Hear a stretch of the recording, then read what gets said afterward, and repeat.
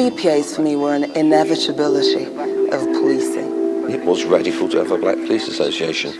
The Black Police Association, both in terms of their contribution internally to policing and externally to community, is amazing.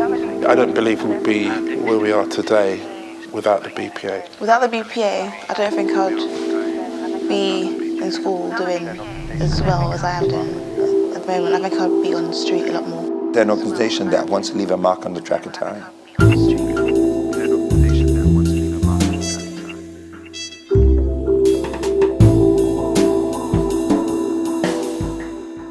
It was quite amazing because when we got into the lift, there we have probably 8 black people in there. And a white officer present in the lift saying, "God, what's this, the United Nations meeting?" By seeing so many ethnic minority officers, it gave us a lot of confidence. At the time I was a sergeant, so I'd managed to rise above the ground level where the culture was that you kept your head down. To be singled out because of your colour was a bit of an affront from some officers. Some officers I spoke to were really upset by this. They just wanted to get their head down and work as part of the team. That was the day when we had the white management staff asking certain questions on how we felt we were being treated within the police service. Many officers related accounts of direct racism, brutal racism, racism amounting to a criminal offence. You know, when you're talking on the radio, for instance, you'll get monkey noises down there. Times when you want a colleague to assist you, you sometimes get individuals not even answering their phone. Uniform being ripped up, lockers being broken into, graffiti daubed on the lockers. What the Metropolitan Police did was set up a series of working groups to examine and to progress the wealth of information. After all the working parties and the Met forming an Equal Opportunities Committee, there was not one black person on that Equal Opportunities Committee.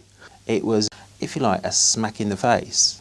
It was as though we'd done all this work but we're still not being heard. We're still irrelevant within the organisation. I knew for it to have any impact, it can't be just nice platitudes at the top of the organisation. It had to go right through the management structure. And some of it was so hard-hitting, around management not doing their job, how so many people acquiesced and condoned racist behaviour, racist comments. I wanted to keep that camaraderie and that collective feeling of belonging. I wanted that to maintain itself and keep those people feeling that they had support. When they go back into their working environment, they'll know, but they could pick up the phone to somebody else. So the only way I could think about it was holding a reunion, and I called it the Bristol Reunion. I started contacting people, close friends, the George Rodens, the Leroy Logans, people that I knew from work at New Scotland Yard, people that I'd met at the Bristol reunions. Started contacting people with a view to meeting, to discuss whether or not we needed a black and Asian, and that's how we couched it at the time, whether we needed a black and Asian support group. We're going in uncharted territory. It's a blank piece of paper, rewriting all sorts of rule books and regulations. Looking back, it sounds like we were pioneers and that we were crusaders and we had this agenda. And I don't actually think we did. I remember at the founder-member meeting in April '93, which happened to be the same month Stephen Lawrence was killed. I remember about 20 of us sitting in that room discussing these issues, a lot of energy, a lot of drive, and uncharacteristically, I didn't say a thing for that meeting for about 2 hours. And in the end, someone turned to me and said, "Leroy, I haven't said a thing." And I said, I've just been listening to people and I'm really encouraged by it. But I wonder how many of you will be around in 10 years' time. It was during this period that I contacted the National Black Police Association in the United States. Ron Hampton, the executive director. It was more or less a structural conversation about the kind of things that a black police organization, at least in the States, was set up to do.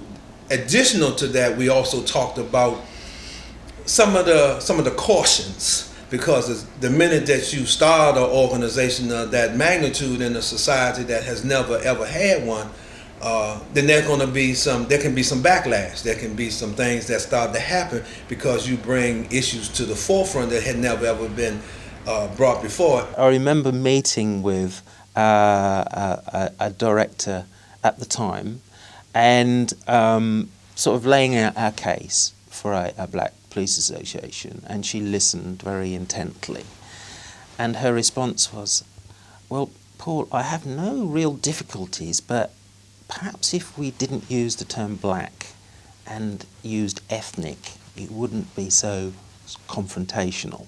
And I sort of envisaged then, in the early 90s, that black police associations were not going to be about forming Afro-Caribbean evenings or curry social events for chief officers to come and bring their partners and enjoy cultural diversity.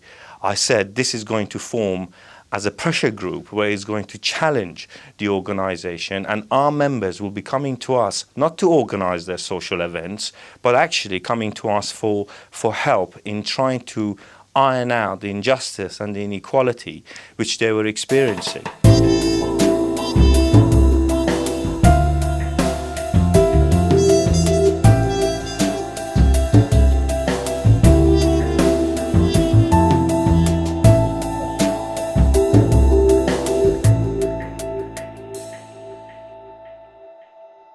There are a large number of staff and a significant number of them from visible ethnic minorities who were surprised by it as well and wondered whether it was really necessary. Some officers still feel we don't need to have a BPA, why do we need to have a BPA?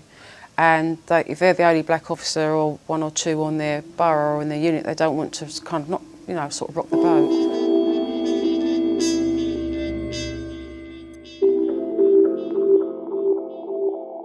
I stood up at a press conference and I made the statement that racism was endemic. I think it probably all came together, certainly for him and for quite a lot of other people in that speech, I suppose. And plus it was sort of 4 years after the Bristol seminars, and if I'm right, that the ball was dropped on a number of occasions when it was possible to do things, then this was yet another reminder. The response is a furore. When I go back to work, all my phones are jammed, all my faxes are jammed.